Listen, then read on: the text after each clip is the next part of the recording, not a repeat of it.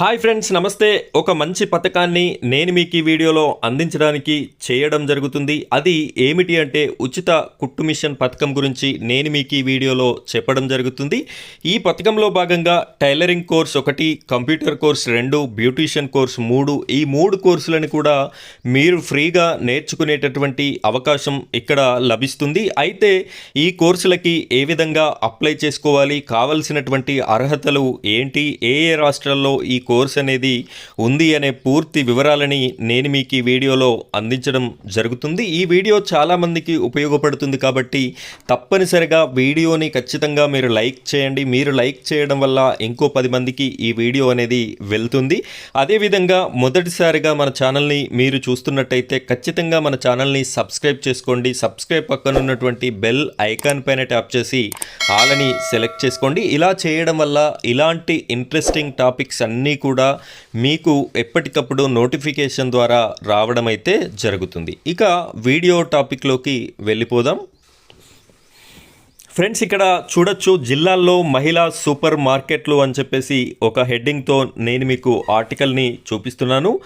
ఇక్కడ జిల్లా కేంద్రాల్లో మహిళా సూపర్ మార్కెట్లు ఏర్పాటు చేసే అంశాన్ని పరిశీలిస్తున్నామని మంత్రి సీతక్క అన్నారు. మహిళలకు శిక్షణ, రక్షణ వేదికలుగా మహిళా ప్రాంగణాలు నిలవాలని సూచించారు. మహిళా సహకార అభివృద్ధి కార్పొరేషన్ పారిశ్రామికవేత్తలుగా తీర్చిదిద్దే కేంద్రంగా మారాలన్నారు. మంగళవారం మధురానగర్లో కార్పొరేషన్ కార్యకలాపాలపై సమీక్షించారు. ఈ సందర్భంగా మంత్రి మాట్లాడుతూ జిల్లా కేంద్రాల్లో ఉన్న ఒక్కో కేంద్రాన్ని ఒక్కో రంగంలో శిక్షణ కోసం ఉపయోగించాలన్నారు. Tailoring, beautician, food processing, computer skills వంటి రంగాల్లో మహిళలకి శిక్షణ ఇవ్వాలన్నారు.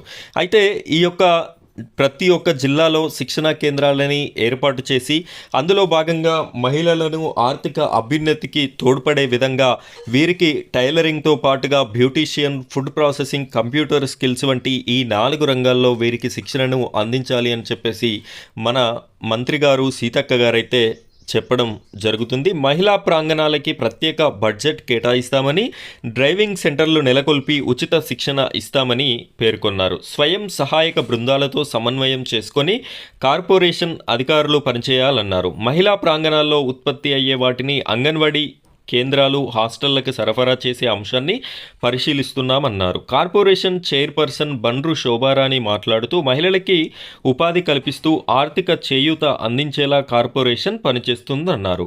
సో ఈ విధంగా మహిళల కోసం ఒక మంచి పథకాన్ని ఏర్పాటు చేయడం అయితే జరిగింది తెలంగాణ రాష్ట్ర వ్యాప్తంగా.